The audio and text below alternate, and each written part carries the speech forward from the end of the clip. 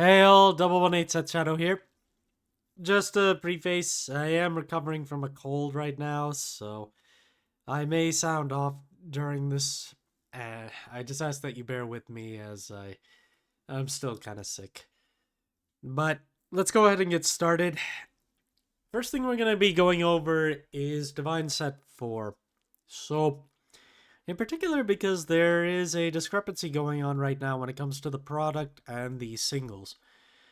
Also, there is the buyout on Sealed Blaze Dragon Apara right now, which this is all thanks to Boss Sagra, and one of the cards that I had noted could potentially move after noting its silver rare before. But that's not the main topic here. So, the important thing here is where we're looking on a lot of the other singles as well as what's happening with the boxes right now. Boxes are actually short on listings with 6 listings on the market, and they actually went back up in value to a base price of around $41. Market price is currently around 31, and these used to sell under 30 pretty easily for quite some time. But now that we're short on boxes, I do want to note that despite that, we're still seeing a lot of listings on the market for all of the singles that you can pick up here. Levidress and Antogaster as examples. These are two of the biggest cards to pick up in this set, but they're both under $10 to pick up as triple rares, and they're both underneath their market prices right now, too. The secret rare Levidress has 4 listings on the market, and it starts at $200 right now, which is also under its market price, which is just under $240 to pick up. Other stuff include Twin Pulsive Dragon at almost $5, Vaderock Dragon for Bladmeyer at the market price of the base listing are currently matched around $550. Other stuff, you've also got the secret rare of Alcalibra, which is lower than its market price as well. Impaldio is also a little lower, but it's got 21 listings, so in comparison to Levidress, that's actually impressive. Other stuff, like Alcalibra's triple rare, 26 listings. This one is just over $3 to pick up. And when you take a look at some of the energy markers, even the hottest one, I'd say, which is Myodo Hikari, is under $80 to pick up for its base one. And then the market price on that one is about $86. You've also got Kyoma and Kwon, which are $55 and under to pick up. So boxes are running out, but prices of singles still keep going down, which is a very interesting trend, signaling a potential increase for a lot of the singles down the line if the boxes are really starting to run out. But then again, we do have 6 cases listed from 650 right now, so that could also just keep it in check.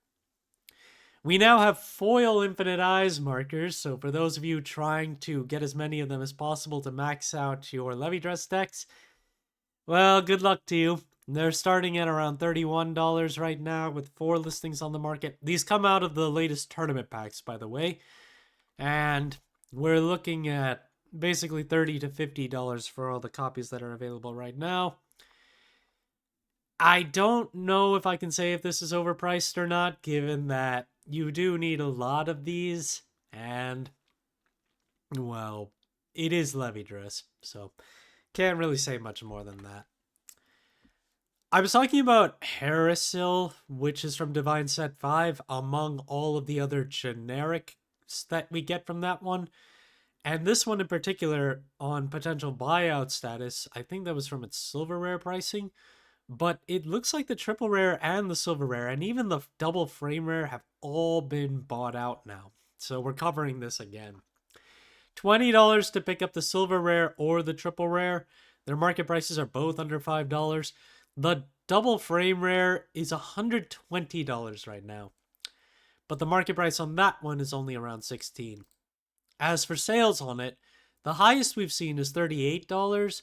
And we have seen a number of $18 to $25 sales overall. So yeah, this card is really moving up there for, I'm unsure as to why, but one reason I can potentially come up with is the fact that for Summer BSF 2024, we are looking at the Lyrical Monasterio Cup, which is, I'm pretty sure that one's also a team tournament, but in any case, it's its own particular cup that is going to be based wholly around playing Lyrical Monasterio decks. So I do also want to go over a few other Lyrical Monasterio cards in addition to that buyout.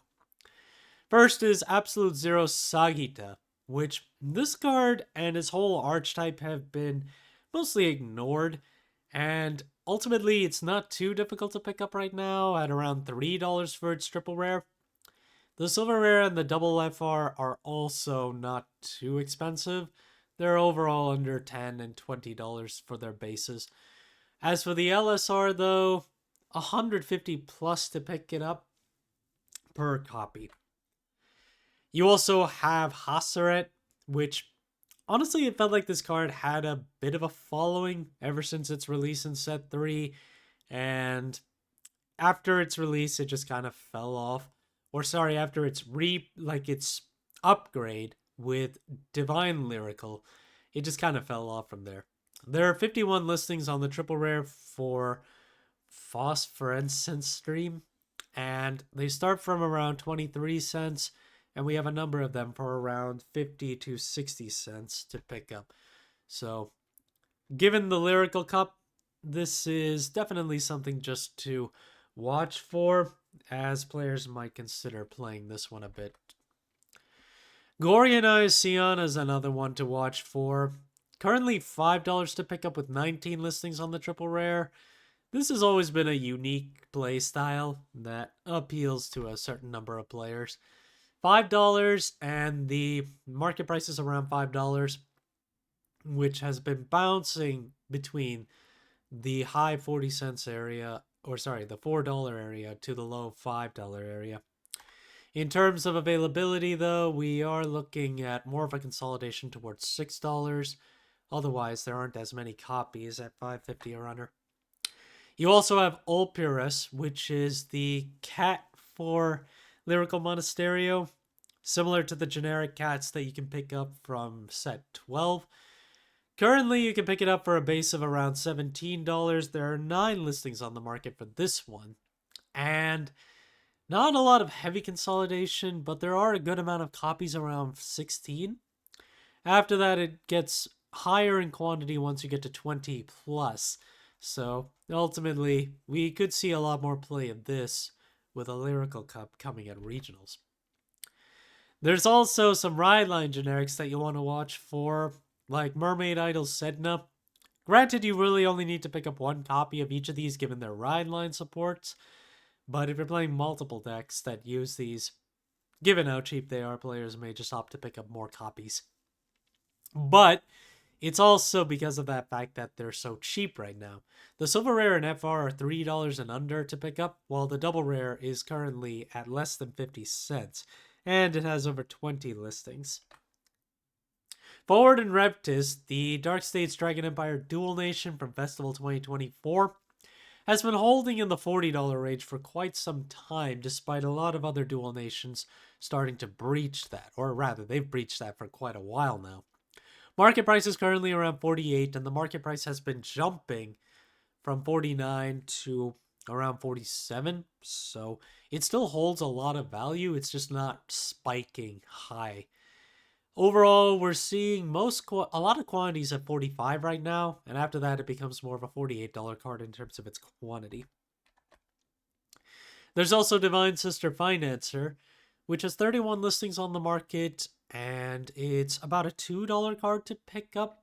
I bring this one up because Bushiroad announced a new Divine Sisters Grade 3, and in particular, it does work with Divine Sisters, so Financer is a potential buyout candidate, given that it's also from Festival 2024.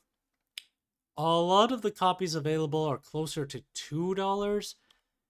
Yeah, around all these listings, it's basically $2 plus for the vast majority of the copies that are available. You've also got Him Brimming with Mercy, which is her order pair. 28 listings on that one at around $1.20 to start off with a decent amount of quantities.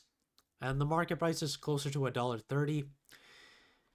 Once we have a decent, yeah, we do have a decent amount at $1.30 and lower, but once you start looking for a really high amount of quantity, it's mostly $2 onward.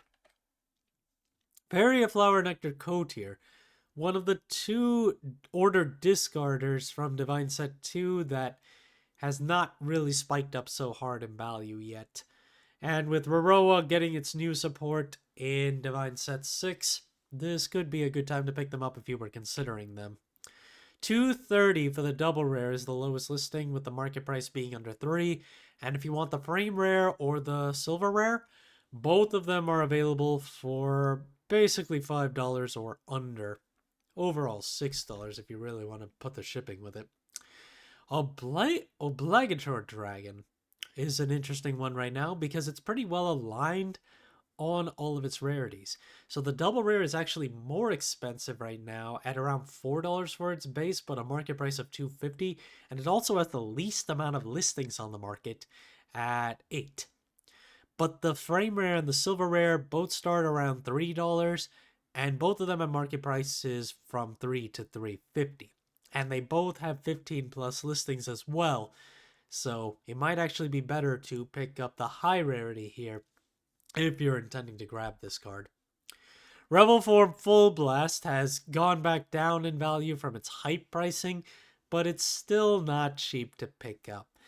Base price is currently $29 with 15 listings. In terms of its actual sales at a market price of $28, we're seeing mostly $21 sales from the last few days, and for the most part, with the fallout of its pricing, we're seeing a drop from the $30 to $27 range, but now that we are back to $28, $29, they could start to pick up again at that higher range.